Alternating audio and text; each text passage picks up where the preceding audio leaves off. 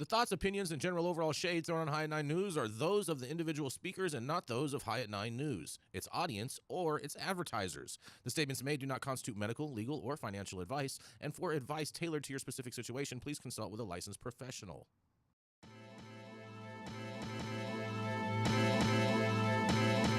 Welcome to the High at 9 News Hour, where you will hear from cannabis industry experts and professionals from around the country talk about important topics while shining light on global issues and discussing cannabis as it relates to politics, regulation and reform, data and technology, science, research and medicine, family and parenting, art, celebrities and entertainment, fitness, sports, mental health and wellness, and plant-based medicines and entheogenics. Together, we are building a stronger community, fighting the stigma and creating change. With your hosts, Jason Beck and Rico Lamitte, joined by special industry expert correspondents from around the country, and daily antics brought to you by Cannabis. Coming to you live every Monday through Friday at 9 a.m. Pacific Time and high noon on the East Coast. And thank you all for getting high at 9 with us.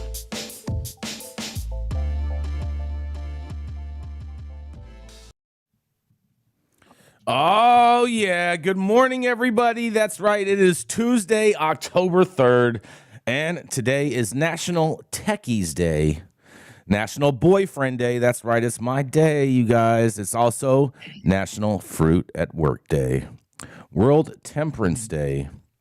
And, Todd, you know what today is? That's right. It is O.J. Simpson Day in Nevada. And, of course, it is also Smokey Vanilla's birthday, so we do want to wish Smokey Vanilla a very, very happy birthday today. Oh, yeah. Birthday, so shout out to my daughter, Summer. Oh, man, and it's Smokey. Turn up.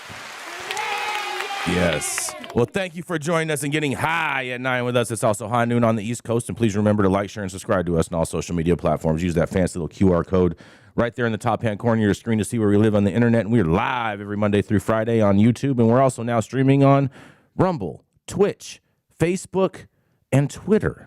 You can also watch us, as well as always, you can always stream us from our website at www.highat9news.com. But without further ado, we are going to kick it off. He's back. That's right. He's back in the building. He's feeling, he's kicking. That's right. He is the dope dad himself. It's Rico Lamitte. When he's not laying up in bed, you can find him sitting up doing the news. That's right. It's none other than the dope dad himself. It is Rico Lamitte. Give my applause. I thought you said pause. There we go. Pause for applause. Appreciate it. So, Jason, I'm glad you said I'm back and kicking because we're going to talk about a little backpedaling, backflipping, black flopping, however you want to put it this today. But Did you say black flopping? On black flopping, you make Oh, it boy. original if you want to. Oh, boy. But my stance has remained the same, period.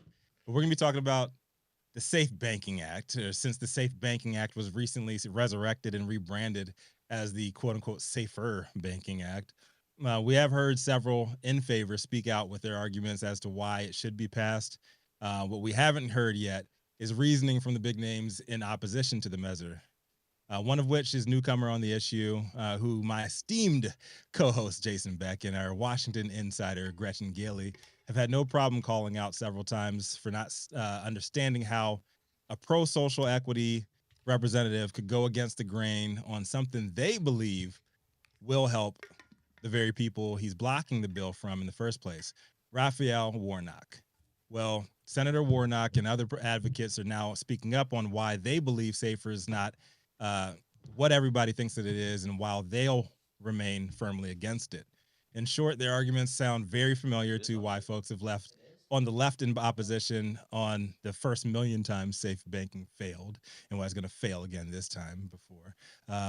The idea that the small and underprivileged will be excluded from any benefits businesses having broader access to the banking industry will enjoy. And for the fear that America's $26 billion legal cannabis industry will be consolidated into the hands of a few well-financed national players. Per the article, Democratic support's been centered around the idea that economic injustice reform for people, many of whom are minorities, who've been incarcerated or otherwise negatively affected by the illegal and racist war on drugs in the U.S. That the U.S. chose to wage on Black and brown communities over the last 50 years. Senator Warnock said that he was deeply troubled the committee was even voting on the bill at this time, asking his colleagues, why this bill and why now? He said he finds it a tragic irony that it's even being called safer banking bill. These are his words. Who does this safer bill make safer? Certainly not the millions of Americans locked up for nonviolent drug offenses since President Nixon declared war on drugs 50 years ago. Warnock went on to argue that he'd only support safer if broader cannabis reforms were also included, and the bill did not solely focus on the bankers and big businesses who could make money from the change. Bruce Barcott, author of Weed the People, The Future of Legal Marijuana in America, and Shailene Title, director of Parabola Center for Law and Policy, wrote in an op-ed that if the trend continues, cannabis industry might also soon resemble America's beer industry, a market dominated by a handful of global corporations, with small businesses competing for an ever-shrinking slice of the pie. Congress and the White House don't need to reinvent the wheel. There are simple questions available. Small businesses could be allowed to engage in interstate commerce now before Amazon and before Philip Morris even get into the industry. They could be allowed to access to grants and loans. Even safer, a modest banking reform measure could give America's state licensed, tax-paying, and law-abiding small cannabis companies a fair shot at success if it was amended to allow for SBA loans. So we're hearing a lot of the same arguments on both sides, just with different players now voicing their opinions. This leads me to the conclusion that I've had now for safe banking on 2 years going steady. No flip-flopping, Jason.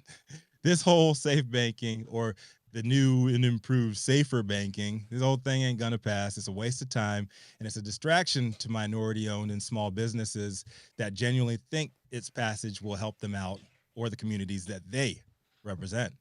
It will help the industry as a whole, but despite what revisionist historians everywhere might want you to believe, trickle-down economics has never worked. Safer is just another extension of failed conservative economic policies that have only hurt our communities in the past, while pushing capitalism forward and leaving us behind to be seen by everybody as sore losers. But those are just my thoughts. I'd love to hear what everybody else thinks on this one. Safer banking. Is it the same shit, different toilet? Or are Warnock and Shailene Title dead wrong on this one? I'm Rico Lamitte, the dopest dad on the street. High 9 News. Okay, they are not dead wrong. Obviously, the biggest elephant in the room is the fact that there's no social justice component of this bill. They're not wrong, but they're wrong to try to put it in this finance bill. Like, that's what COA is for. That's what these other bills are for. And the fact that this is the first time that we've heard from Warnock, like you mentioned, after 2 years of this bill trying to get passed, I am concerned that this is his first time speaking up, and Warren right behind him, backing him up with what he said on Wednesday last week. I'm concerned that they're not supporting the bill is not going to give us the numbers that we need to get safer passed. I am an advocate. Of course, social justice is important to me, but I also serve right alongside of small business owners and brands that need safer to pass in order for them to stay in business. If it goes another year without safer, Black Buddha is not going to be. Those are my concerns, and that is a small Black minority-owned business that is in this space. So it won't just be the big guys that will benefit. And the big guys right now, they don't care about safer. They've got enough money to last. It's not going to affect them like it is going to affect these smaller businesses. And yes, I want a social justice component to be brought up. I want them to talk about it. But I just know that if it gets put in this bill, and we need a majority of them to do this. I mean, hearing Senator Warnock's reasoning just goes to prove how uneducated he is in regards to this issue when he's making these types of arguments in regards to a finance bill. So I think feel like I think like he's hold on. I think what Raphael Raphael Warnock needs to do is he needs to go back to his congregation and needs to go down on his knees and pray to God for a little bit of clarity so that he can understand the real issues that are going on in his community. Well, I think that's taking it a step too far, but I don't. I think you're the expert on this. I would agree with Rico. I think just that statement out of Jason was a bit much. That's the Whatever. only part I agree with Rico. Whatever. As for Senator Warnock, I wholeheartedly agree with Nicole. And if this man really cared or knew anything about the issue, maybe he would hang out for a hearing about safe banking. He might have stuck around for the markup to put out his bullshit, and all of a sudden he's woke on social justice. He wasn't there for the first hearing on safe banking when they were looking at amendments. Where the fuck was he then? Fuck this guy. I'm sorry. This pisses me off. Yeah. People who are showing up at the final hour because they want to grandstand. And again, this man has no cannabis businesses to answer to in his constituency. Why? Because Georgia can't fucking pass cannabis. So fuck him. Hold on. Do you Fuck think? this Do you bullshit? think? This is like men who argue that women should not have the right for abortion. Fuck you. You don't have a vote in this bullshit. Do you think Time Cory to Booker? talk to the actual cannabis businesses who are going to be impacted. Do you think Cory Booker put him up This to is the this? Gretchen Gailey that I missed. Yeah, I think.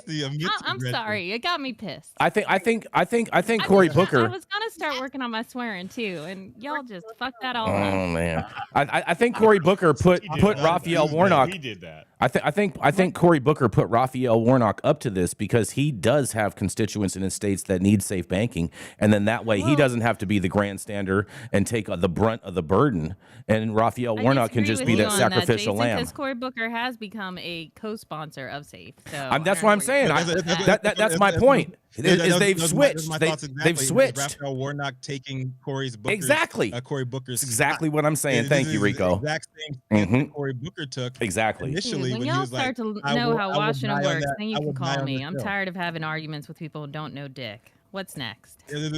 Cory Booker came out and said, I will not pass for this bill at all until it includes XYZ. And then just after they couldn't do nothing else. And then he became educated and said, informed by the smaller businesses who said, we need this. That is why Cory Booker has come around on this. So is your Not because- prediction that Raphael Warnock will do the same thing No. that Cory Booker did initially? I don't. Will he be What, doing you the think he's about going to face too? make a full turn in like a month? I doubt it. Guys, when your state passes any kind of cannabis laws, and then you really get to know how much people are willing to spend and give and like donate, whatever, then you turn into a fan. Let's just let's say what it is. Politics in America, baby. What are you guys expecting? Really? In America. That's right. It hasn't been legal in Georgia long enough. There's no businesses except Truly. Oh, there's only big business in Georgia right now. Let me educate you. When in the battle for a license, a lot of people come out of the woodworks. Let's just put it that way. And they have licensed, cannabis businesses there that they've granted licensure to. And as we know, in the politically windy places such as the South, like Georgia, there's going to be a lot of backdoor deals. Let's put it that way. And I bet you just in the South, huh? And I'm saying everywhere, but especially, places like that. Yeah, sure. Warnock's definitely been on the receiving end of some love. And so now he's, changing his tune. Simple. It's economics. It's, supply and demand, and it's quid pro quo. And he has something they want, and they have something that he has. So there it is. Well, in absence of Raphael Warnock, if Herschel Walker were in place right here, what would Herschel Walker? What would he have said about safe banking? He'd be supporting safe banking. Your boy. He'd be supporting safe banking. He'd be like, "We're gonna get a touchdown with this." Pull-ups for banking or something. No, he's gonna touchdown, bro. Touchdown, bro. That's it. Let's get it across the line. Let's score some points. Let's get some points on the board. But we got to go. We got to keep it moving. Would he pay for the abortion of safe banking? Oh God, we got to keep it moving. We're gonna go to a commercial. We're gonna be right back. Relying on 25 years of commercial hydroponic experience, King Solomon Nutrients has engineered the best liquid and dry fertilizer products for cannabis that preserves the crop, the soil, and the environment. Through relentless passion, research, and innovation, King Solomon has developed simplified cannabis crop nutrition you can trust.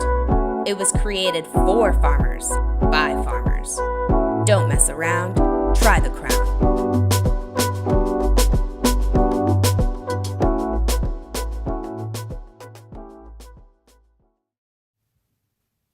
He is the industry's longest continuously operating retailer in the game, known for smoking the best weed in the world and walking around downtown and asking people questions about weed.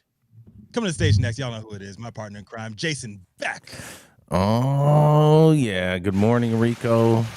Good morning, everybody. Gretchen's all fired up today. Man, you know what? My story kind of dovetails a little bit off of your story, because I feel as though that this story is just too little, too late. But I want to hear what you guys have to say in regards to. A Colorado agency awards the first loans for marijuana social equity businesses. Colorado Marijuana Transport Company, IDY distributors, and retailer Simply Pure are the first recipients of funding from the state's cannabis business loan program. The program awards loans ranging from $50,000 to $150,000 to social equity licensees who often face barriers to raising capital, according to a news release. The loans were awarded to the two Denver-based companies by the State Cannabis Business Office, which was established in July of 2021. The agency is an arm of the Colorado Office of Economic Development and International Trade, OEDIT. IDY plans to use the loan to expand its offerings to include warehousing and retail order fulfillment. Simply Pure, founded by Colorado cannabis pioneer Wanda James, will use the loan to grow its digital marketing presence, remodel the store's exterior, and launch delivery services with social equity licenses Puff Pass. Those investments could grow revenue by $20,000 to $30,000 per month, according to the state's release.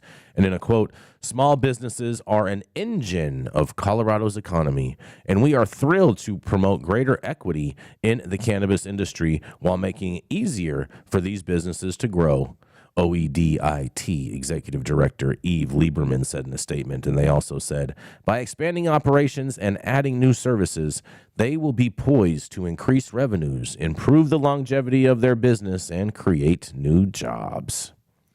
I don't know about all this. I'm very, very skeptical of this. Colorado doing social equity loans from the government. I don't know. But this is Jason Beck, and this is the High at 9 News Hour. What do you all think about this? Sounds good. What are you skeptical about? Right. I mean, I'm very skeptical on this. They're calling it a social equity loan. I mean, these should be grants or some tax credits or something like that. I wonder if these businesses are going to be able to pay it back, because the Colorado market is just going lower and lower and lower. That's right. Well, wasn't it initially supposed to be just That's grant, what I thought, Rico. Grant? That's what I thought too, bro. What happened to that $50 million? I know they're in the $250 that we were talking about in or $200 that we were talking about in New York, but what happened to that $50 million that was supposed to be going to all of the social equity applicants and everything as they started up this whole thing? Well, it seems like the bureaucrats had other plans for that $50 million. Another bait and switch. Another squandering deal. This is my home state, and it's sad. It's very sad. I'm happy for Wanda James. Simply Pure respect. They're definitely on the forefront of the social equity market in Colorado and have been for a long time. But I just I don't see this as a really beneficial thing for another just a vulture scheme to drain these businesses of valuable revenues that are just shrinking every day. It's kind of sad. It's like what the banks do with us and the credit system. So now they're just expanding that to an already hurting. I don't want to say fledgling yet. I mean, some people are still doing good business in Colorado. It just like isn't as banging as it used to be, and obviously the prices are not what they used to be all around the board. But this is just more of just a distraction. to take our focus off of the fact that, like, the traditional market is still killing the regulated market because of these taxes and because of the increasing barriers of entry into a lot of these markets. So I don't know, this whole thing is just, it's too little too late, just like you said, Jason. Too little too late. Yeah, my thing is, this is 11 years after adult use was legalized in Colorado. And That so part. when did they decide that they were going to give these loans out to social equity people? Like, did they 9 years. decide that 11 years ago? And this is how long No, it's taking them? no, no. They just recently started doing this. This is brand new. This is like a year at the most, two years at the Too most. little, too late. Yeah. When is it too late? Right? Doesn't it set a nice precedent for the rest of the country to start jumping in on these On the deadest market, get in Juan the on deadest the market of phone them right all? now? so they shouldn't do anything? You guys just fuck it? Because Can we it's get Yeah. late? Wanda- I mean, Yeah. is a loan. Can we get Is a Wanda on loan. the phone You right can, now? See what's going on Todd, with them? I mean, it's go not get a it's loan not like right now. people are traveling to Colorado anymore to go buy cannabis. But the reality is, Todd, you can go get a loan right now. It's just not favorable terms. That's what I'm saying. Like, do you want to go get a credit card for your cannabis business and spend 18% percentage on the money you're borrowing, or is this something that the government should say, hey, like, you're starting a business. We know it's financially distressing, and we have a grant, we have a fund that we have of whatever monies. And I mean, look, I mean, you like it or not, they're spending money on a lot of worse things. Like, they could actually help businesses. I think that's a good thing. That's a positive thing that they can do with the money that they're generating is the government. But yeah, I mean, that's not what it is. It's here's a treacherous treacherous loan with strings attached, and you have to pay us back. Mhm. That's not no one needs that. I'd rather not pay the government more money. Right, but if you were going to open any business, right, you would go get a loan, you would, pay it back, you would be part of your whole business model, right? So, Mm-hmm. And the government just give money, money away. I'm not in that line, right? Where does that line start? mm-hmm. I I wonder. come up with money to open a cannabis. I wonder. I wonder if this is going to be the start of more lawsuits because Jax, who actually lives in Colorado, also just threw in there. She says we have way too many licenses issued out here. Period. And so I wonder if some of these other businesses are going to file lawsuits against the state for giving these businesses a upper hand in regards to providing them with financing. According to you guys, it's not an upper hand. It's too little, too late. It is too little, too late, but it's still an upper hand if you have one business that's getting government money and it's not giving it to another. It's government loan money. Anybody can go get government. No, you're not. No, not anyone can go and get this. That's not true. Social equity. You have to qualify social equity. Exactly. Right. So exactly. So anyone could go get loan money, right? If you have the collateral. Mm-hmm. You have any thoughts on this, Gretchen? Well, I have something. I don't know. Of course you do. Come on, perhaps a Gretchen. little on We wanna hear. PC. I don't know. But I love You're I love PC. Wanda James, but does she need a loan? That's what I thought thank Simply you. Pure was doing good. Exactly. Am I crazy? I mean, she's not. I mean, she's hosting I'm not fundraisers for the against it. Obamas, Don't and turn down Hey, free hey. money from the government, but it doesn't sound like it's free money. So why are Hey, you doing it? that's my question. What would 15% Wanda money, say right. in this situation? I'm just What would wondering Wanda what are say? the I know qualifications Wanda's for in- this? Do you have to show a certain need to get this loan, or what? I don't know. Yeah, we don't know what the Social stipulations equity are. can't be defined anywhere, right? It's different Nope. definitions. In Mhm. HG Everybody needs a Fredrickson. different definition for it. Yeah, H.G. Fredrickson, a white man in What? Idaho. That's where it became a thing. 1968. Do your research on social equity as a term was created by a white man in Idaho, 1968, as a marketing buzz term. Mhm. It has no real definition, and that's why whenever I hear what I'm social saying. equity even spoken by any of these legislators and everything, I'm just like, So- yo, this is a distraction. It's a distraction.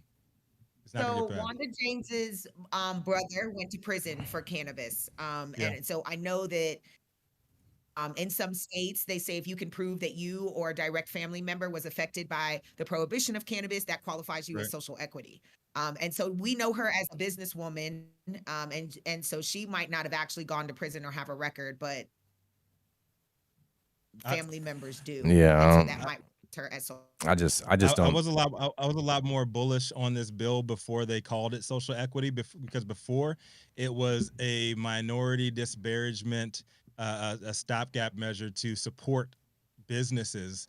Period. It did not say anything about social equity, but they said their intent was to actually support the Black-owned businesses that did not have a chance to even enter the Colorado cannabis market.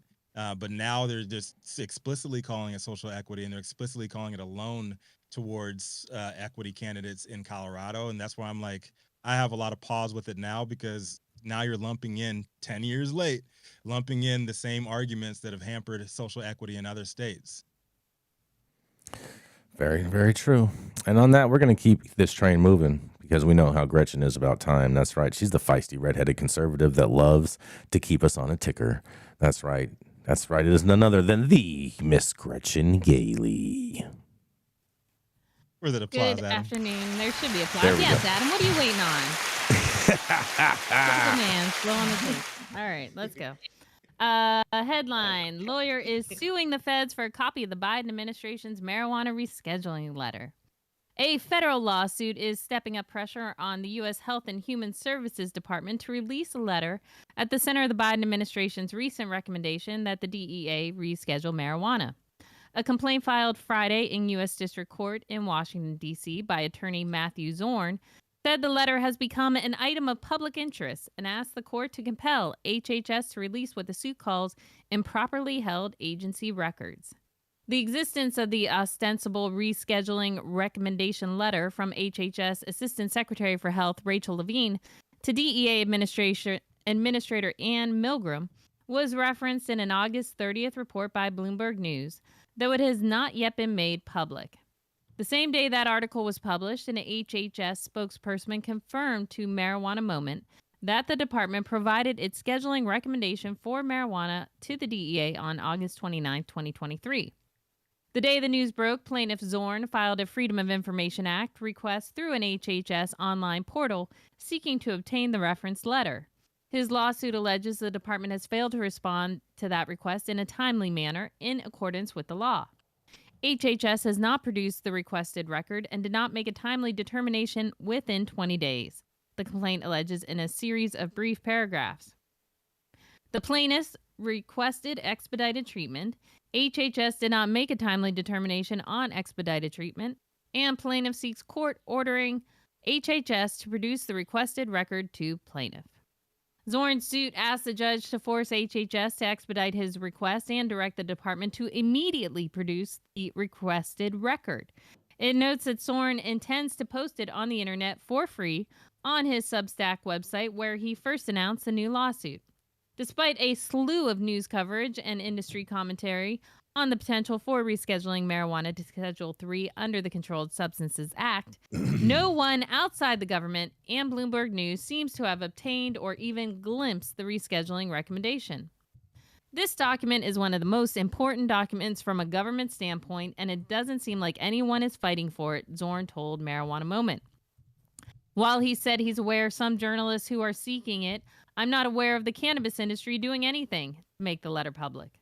Marijuana Moment filed its own FOIA request following the first report on the letter's existence. While Zorn acknowledged that typically the rescheduling process happens internally, he said the government invited public interest when HHS Secretary Becerra confirmed news reports through a social media post at exactly 4:20 p.m. Since then, Zorn noted industry groups, investors, and advocates have scrambled to make sense of the implications of the proposed change. He said he was shocked how much speculation has occurred over a document that so few have seen. You have senators that are putting forward legislation to block this. You have the Congressional Research Service. Like, for the life of me, I've never seen so many people write about something they haven't seen. To understand what can happen from here, you need to understand what were the reasons HHS came to the conclusion. Outside the cannabis space, I don't know what the other companies would be okay with something like this. You hear about this momentous event, and they just completely blindfold themselves. Because HHS is recommending for the first time that marijuana be removed from Schedule 1, Zorn reasoned, as a matter of fact, there has to be something new from a legal standpoint in that document. Because in the past, like every time that this issue has come up, both HHS and DEA have said no accepted medical use. He said he agreed with a point of criticism from Kevin Sabet, the leader of the prohibitionist group Smart Approaches to Marijuana. Sabet was like, this isn't what a serious process looks like. I even retweeted this tweet. This isn't what a serious process looks like. I mean, if this were based on the data and science, show us the data and science, right? Don't show us tweets and PR stuff and everything. Honestly, nobody said that the administration had to go basically make this a public process, but once they chose to make this a public process, I think it owes the public more. I wholeheartedly agree with Mr. Zorn. Produce the fucking letter if there is one, and produce the research behind why they decided to make this decision so the industry can be better informed on moving forward with this process. This is Gretchen for High 9 News. Yeah, can I get an applause? Gretchen, let's get an applause on that, Adam. Wake up. Applause. Yeah. Thank you. Yeah. Where's Matt Gaetz when you need him? What blows my mind is for the last month and a half that we have been guessing about what this letter says. Nobody's actually seen the letter. The letter doesn't exist. So all this conversation around, it's going to be scheduled. Whatever. If it does exist, we haven't seen it to prove that. All we know is based on what the HHS has said, that they sent a letter.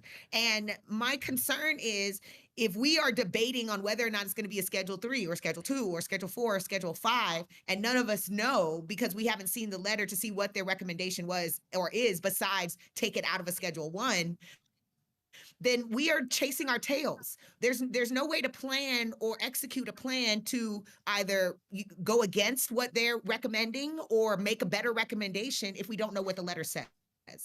And so it just blows my mind that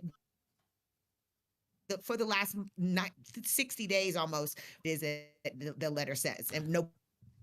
There's no letter. There's no letter, Nicole. This letter does not exist. Just like there's no evidence against Joe Biden for impeachment. There's tons of evidence against Joe Biden for impeachment. Tons. Okay. So that's a matter of opinion. Yeah. You actually seen it, or I've you just seen it. heard about it? I've seen it. I've seen it. This has to be. Let's see the science. I would love to know what they are considering. Why cannabis now they're considering has acceptable medical reasons. Benefits. I mean, come on. It's 100%. We should see it.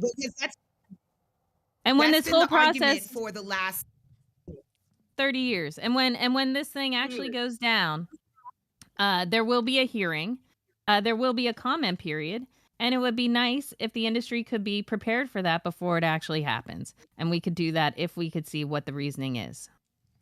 Industry is not going to be prepared no matter what information that they get because it's just not realistic. They're not going to be prepared for any form of rescheduling. I am not talking about actual implementation. I'm talking about preparation for the arguments when hearings come up, when there is a comment period. They're not scrambling at the last second to figure out what I'm going to argue for or against. Give us time to be prepared. There is a process. Jason Beck, I know you don't believe in process. I agree that there is a process. Or facts or anything. I only spit facts, so I get it, Gretchen. I'm with you. Jason's more about email than facts. and on that, he's a modern man. Oh man, on that. Thank you, Gretchen. We're gonna go to a commercial. We're gonna be right back. The Control Tower from Highly Educated has perfected the dab. Utilizing the concept of thin film evaporation, you can waste none of it and taste all of it. The micro texture of the SE pillar increases nucleation at elevated temperatures. And with the tower propelling at 2,600 RPMs, it's certainly the most efficient dab experience to date. The Control Tower from Highly Educated. Oh yeah, stop whatever you're doing. Make sure you hit that like button. I know we'd appreciate it. YouTube will appreciate it too. And you will probably appreciate it as well. Also, too, make sure you hit subscribe if you haven't subscribed to the channel already. We really appreciate that. Make sure you hit that little notification bell so you know when we go on every morning. And, of course, you can read all the stories that we cover today at our website at www.highat9news.com. Make sure you head over there today. How's it going, guys? Saman Razani coming to you from Green Street here with Jason Beck, smoking on the best weed in the world. Did you know that we have an audio-only version of our podcast available on Apple, Google, Amazon, iHeartRadio, and Spotify? Tune in now and check it out. Coming up next is the National Community Director, Program Director at M4MM, Power 88 in Las Vegas' friendly neighborhood encyclopedia on Wednesday mornings, and the greatest ambassador of Purple Hair Matters. Nicole Buffon, what you got for us today? Give her that applause, Adam.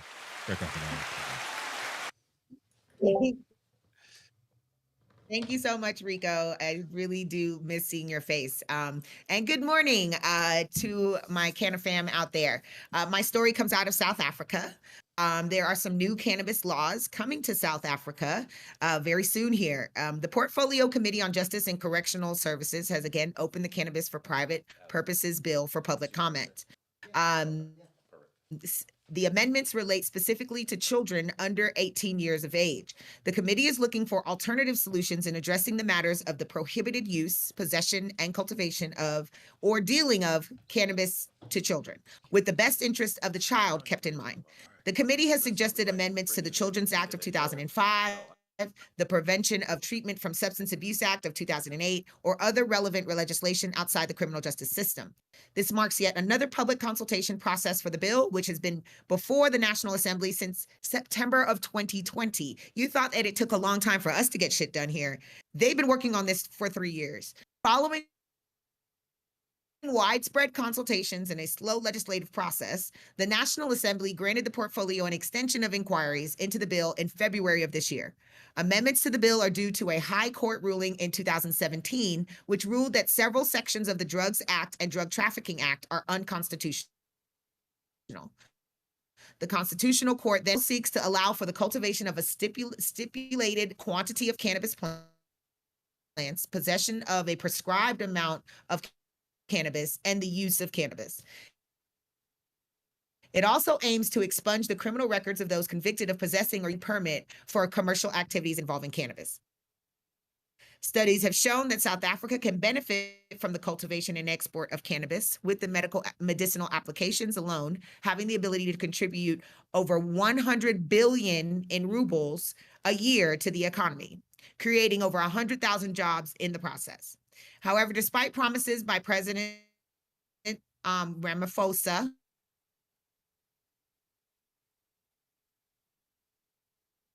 at both the 2022 and 2023 State of the Nation addresses to create a fully fledged cannabis industry, little progress has been made amid confusing laws and sluggish moves to build the industry. Opera's review for the second quarter of the year, which looks at the president's promised reforms, the cannabis industry has where reforms still face significant headwinds. Thus said, not to expect anything regarding to submit comments for private purposes bill can do so by emailing the government by Friday 13th. Decided that they are reviewing this bill again and that they're opening it up for public comment. But obviously their concern is the fact that people are still getting arrested. And so there was a letter that was sent from the government to police officials in South Africa about a month ago, stating that they need to stop arresting people and make a public apology for the previous arrest that has happened since this law came into play in 2022. So, or I'm sorry, in 2020. And so what is going to be interesting is to watch how this all plays out. But if you know someone in South Africa that is not informed yet, if you're touching anybody on the ground there, then make sure that they have this in making any public comments to the government there, because this process takes a while. And so we want to make sure that the right information is getting to the people so that they come forth and present that right information to the government. So I'd love to hear what my colleagues think about this story. This is Nicole Buffong reporting for Hyatt. Man, oh man, I wonder what Elon Musk thinks about all this. Elon Musk thinks. Is he actual South African? He's actual South African. Yep, that's where he was born. That's why he can't run for president. That's right. You know, because his Blood Diamond Daddy. Oh, Darn. God. Stop it. Stop it. Did you hear We're his gonna comments miss on the out. border yesterday? What'd he Let's say? let the good people in and keep the bad people out. Seriously, it's like the Trump school of speech. I was like, what the fuck, Elon? Come on. Let the, Anyway. Elon let Musk the good he stays in the people comment section too often. He's been affected by the comments. I mean, Well, we Lord. know that there's a story that Saman is going to be bringing up about what happened in Jamaica. But recently in South Africa, about 2 weeks ago, there was a group of students that were poisoned by cannabis paraphernalia, by cannabis edibles, supposedly. And so my concern is that things like that keep coming back, keep coming up, this type of propaganda against cannabis. Apparently the edibles that were found in by those South African students were space cakes that space cakes come from Amsterdam. that had California. Just And so- because it had California labels doesn't mean it's from California. So my concern, it doesn't mean it was even made in California. And so that's my concern, that there's still stories like this. This happened just 2 weeks ago. It was a bunch of school students, 90 of them, that were poisoned by cannabis edibles. And so things like this getting out into the news right before you have public comment that opens it up for the public to make recommendations on legalization or regulations when it comes to cannabis, the cannabis industry in the country. These type of things concern me because we don't know where these stories are coming from or where even these space cakes came from that poisoned these kids. Oh man. Oh man. You have any thought? We have Brandon, the king of the hill, stepping in. Came fresh off the mountain. Let's go. Yeah. Let's go. We have any thoughts on this South Africa, Brandon? I mean, it sounds pretty sus. You know, Sounds 90 sus. kids is like a lot to be Sus poisoned. Africa. Yeah, I mean that's a lot. I mean, and you know, how did it get there? Where did the packaging come from? This is a lot of Yeah, nitty-gritty. and space cakes have always been an Amsterdam thing, and so, I've never seen any space cake sold in retail California. Well, Never heard. Well, the Dutch have quite a history with South Yes. Africa as well, do they not? They do, and they have Yeah. quite a history selling space cakes. And you know, to be honest, the CA symbol right there is a big issue. It's, you know, California products are sought worldwide, so you know, just the desire to put that on a product and put that on a package is a big deal. They made it actually. They started pushing it last year, is making it illegal to actually put that on a package that's not going to be in circulation in California market. So I don't know how they're enforcing that across the globe. Hold on, especially when they only have jurisdiction inside California, and they're trying to say that it's illegal if you're doing it anywhere else. Yeah. How could you own that symbol, right? Yeah. Oh boy, these guys, such jokers. Any thoughts on this, Gretchen?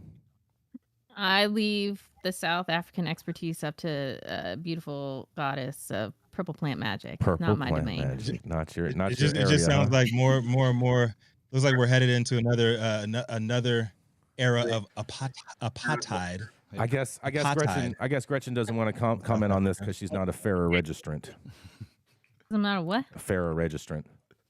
Just because Gretchen wants to denounce her colonialism roots. You know what I'm saying? Oh my God. Oh, I would love man. to talk with any of you about my family history. Bring it on, as Ken McCarthy would say, for all you pussies out there who think you can just fuck with people. Is that what Kevin McCarthy said? Bring it on. Say, Matt bring it Gaetz. on. Matt You Gaetz. little pussy ass Matt Gaetz. Is that what Kevin Matt McCarthy Gaetz said? loving people, yes. Matt Gaetz is Stick the it up. man. He's the real true Bring it patriot for our He's an country. idiot. Oh man, he's gonna be the next governor of Next. Florida too.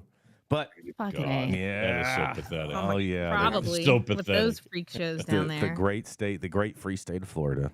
But nonetheless, we got to hop right over to the great state of Nevada, where we're going to step right on into Mr. Todd Denkin. He's the voice and the founder of Digipath Labs in Las Vegas, Nevada, as well as the Smuggleverse, where you can buy all of your digital trees. That's right. It is none other than the Mr. Todd Denkin. Ooh. Thank you, You got an applause, Adam? Jason. There we go.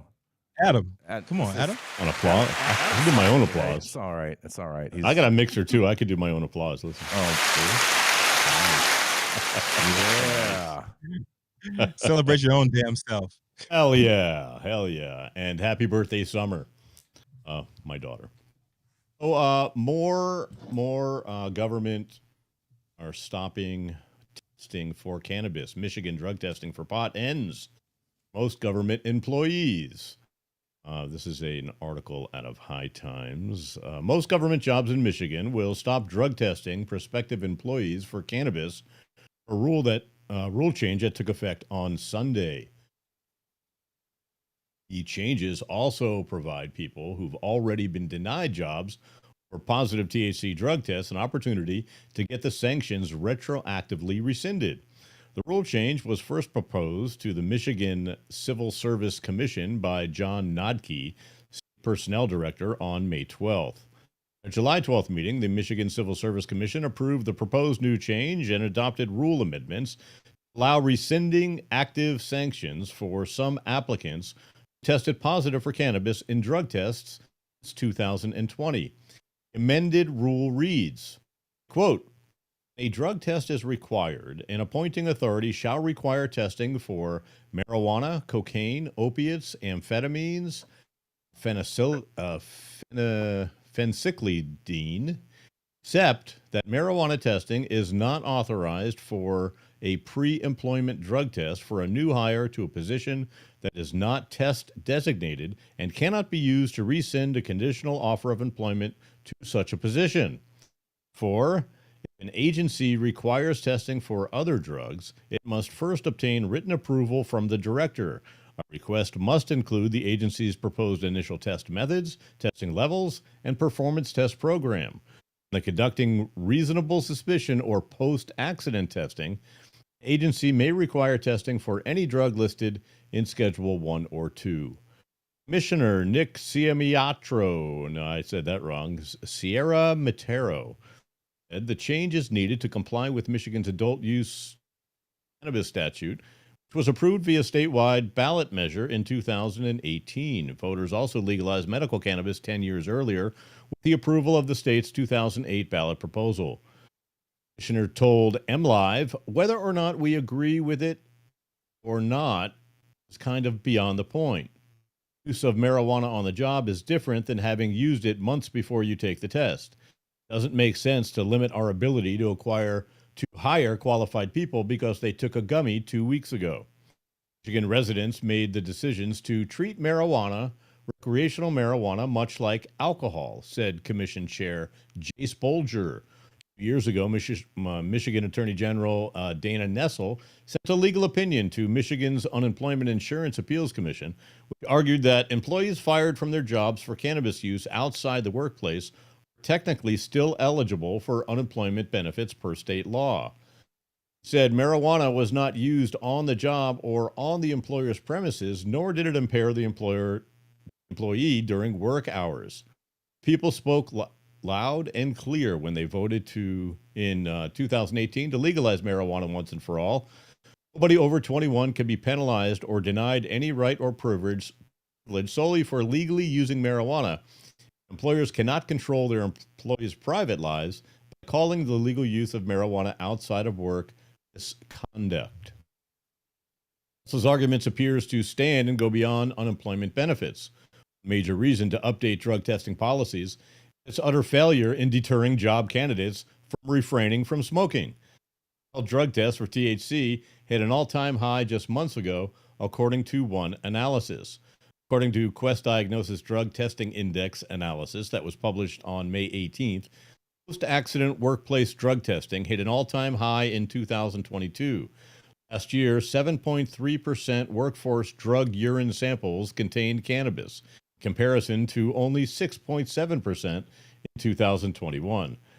Diagnosis states that it has recorded a steady rise in post-accident cannabis positivity since 2012, with a 204.2% increase in workers testing positive for cannabis over the last 10 years. Between 2002 and 2009, post-accident positive test results had decreased.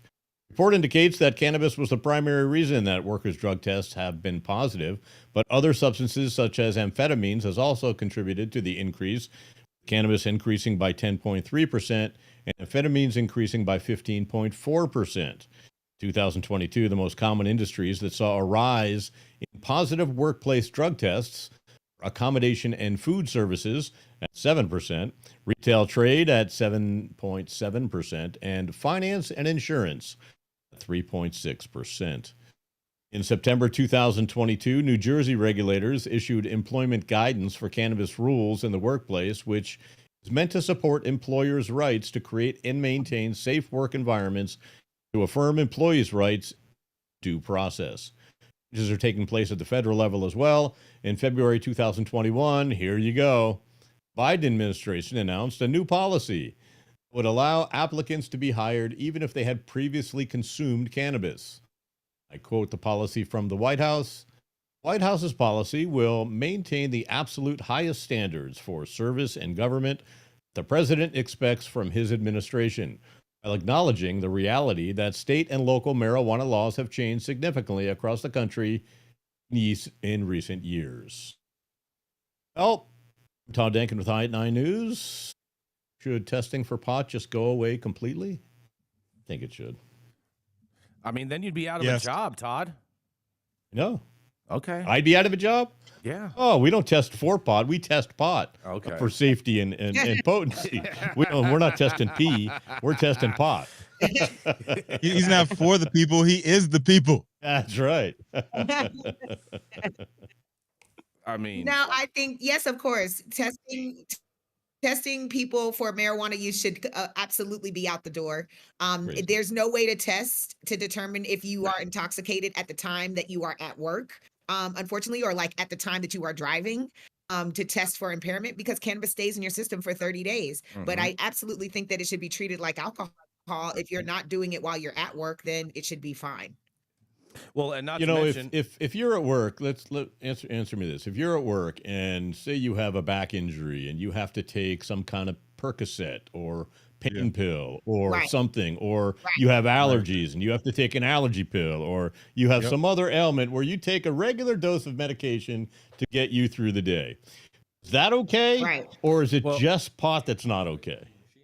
Thank you, Todd. No, Thank you're you for you're making absolutely that right, Todd. connection. That is a valid point. That is a valid point, Well, because Would you have there is somebody- nobody saying that you can't take a opioid while you're at work. That's right. you do Or realize an Would you allergy rather have pill. somebody operating heavy machinery, like strung out on the perks? Would you rather have them mellowed out on some THC pills?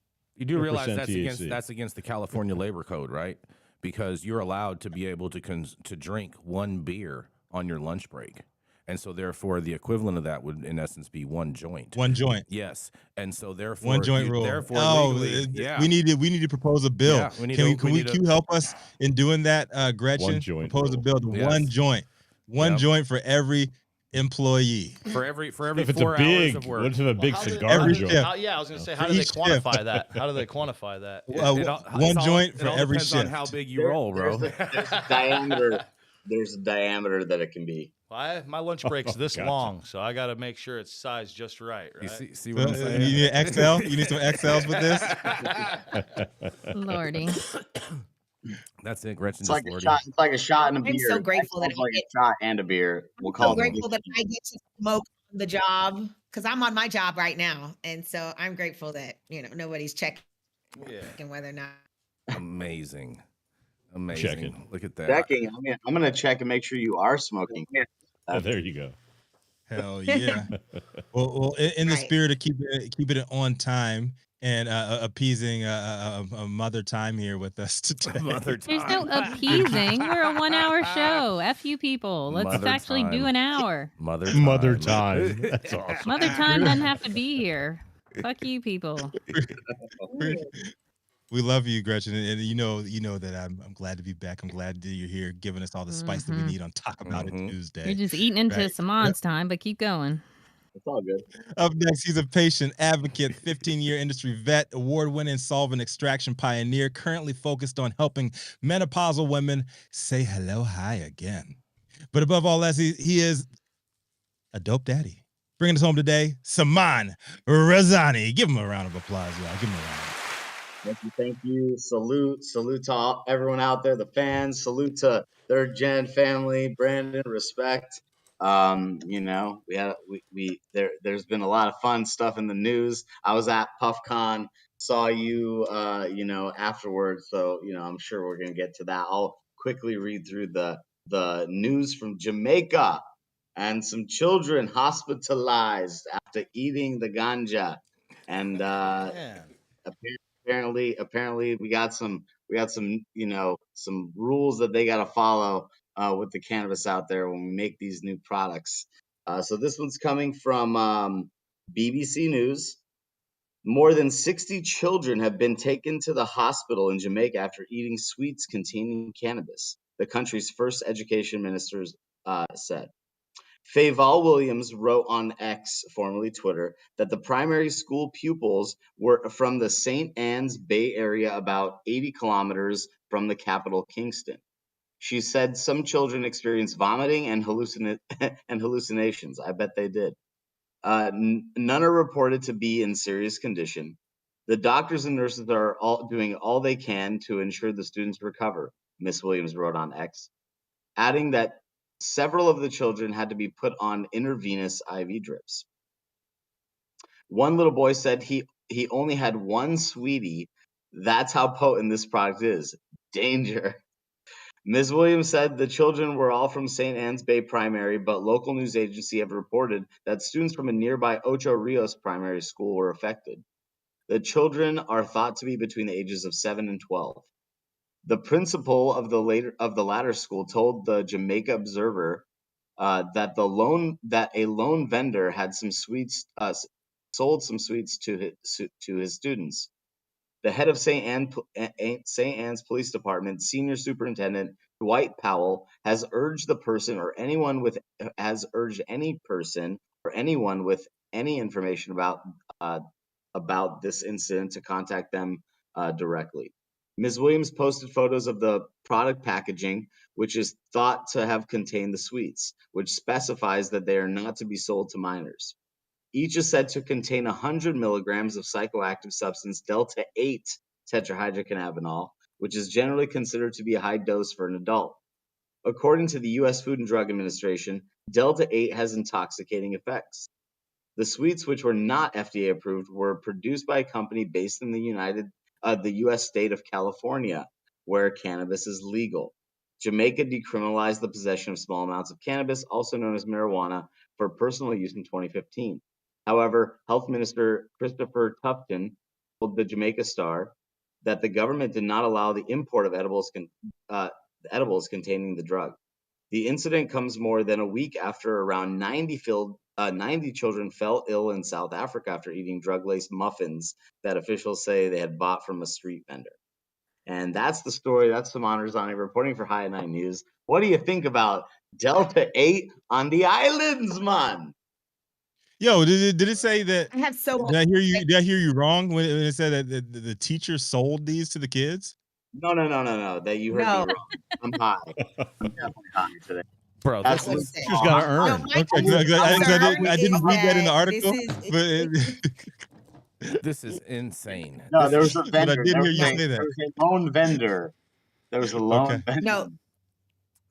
The vendor outside of the school, though. But my concern is that these labels, these packaging can come from anywhere. You can buy the packaging on Amazon. You can buy it from anybody and actually Alibaba. put whatever you want, whatever edible or whatever flower you want inside of a package that has California printed on it, or runts or cookies or whatever.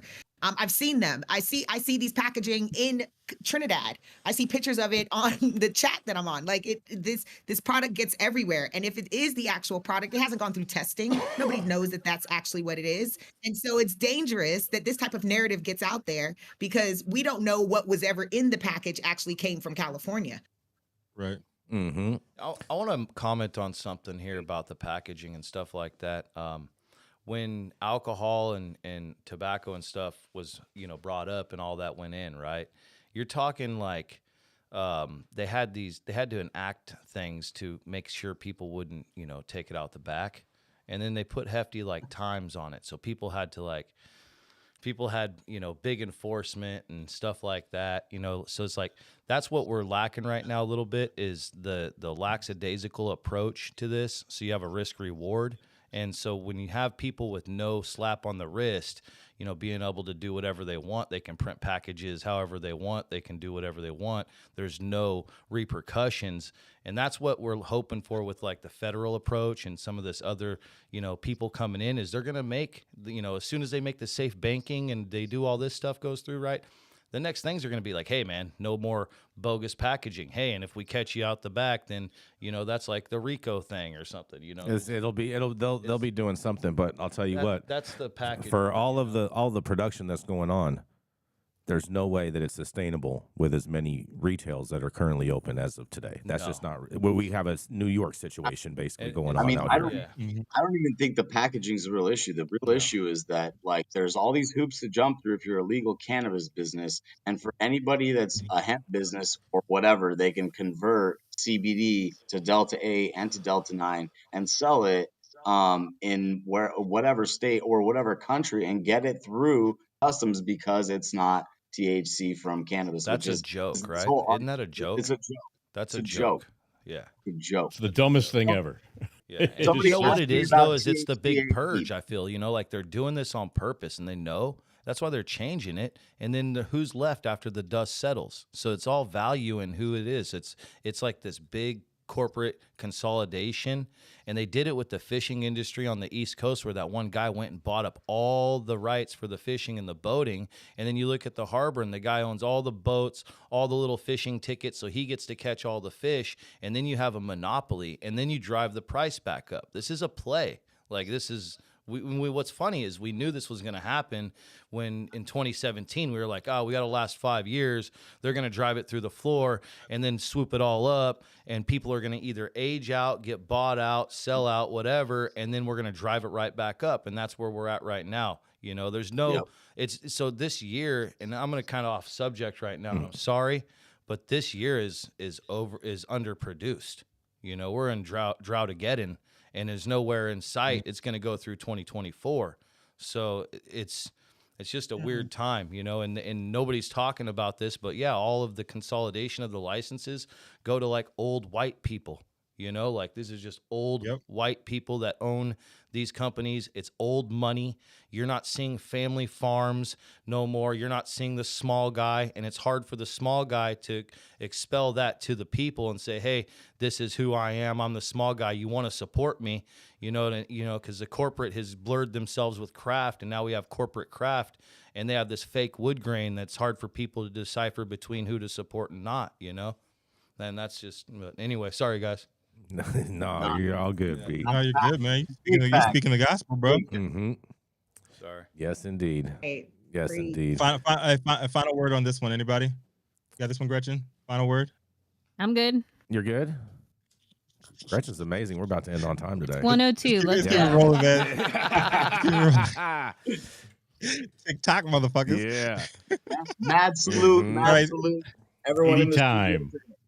80 times. Yeah, absolutely. But thank you all for joining us for another episode of High 9 News. You can catch us live weekdays, 9 a.m. Pacific, high noon on the East Coast.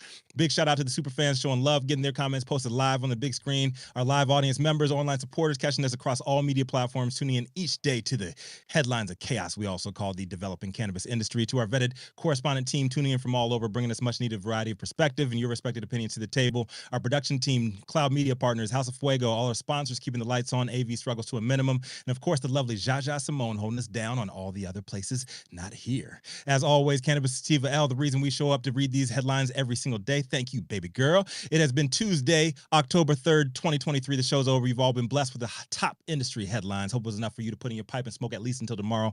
I'm Rico Lamitte, the dopest dad on the street for High 9 News. Brandon! Thank you for joining us today, my brother. Thank you, guys. You want to take us out with a little message for the people? Yeah, man. I think that we're all stronger together. Everybody in the cannabis industry is holding firm right now. If you're here, you're left. You're like the last of them standing, last of a dying breed. Keep it on. We're on a uphill right now. It's only climbing, and everywhere I keep that thing on me. Can you hear me now? Oh boy, he's talking Can about you the hear me now? Can you hear me now? Yeah, Can you hear me now? he's talking about his megaphone. Just in case anyone's asking, he's talking about the megaphone.